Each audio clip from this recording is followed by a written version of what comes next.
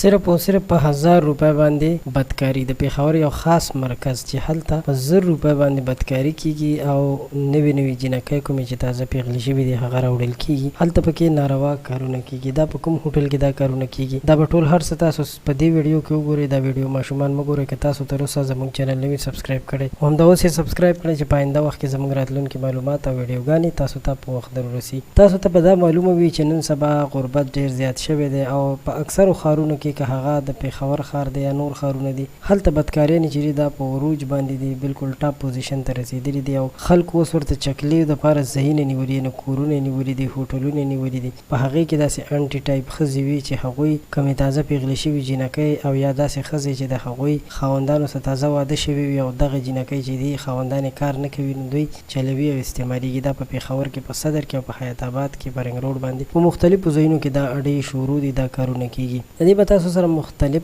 ځایونو نشاندهي هم کوو نو تاسو خامخا د ویډیو تر اخره وګورئ.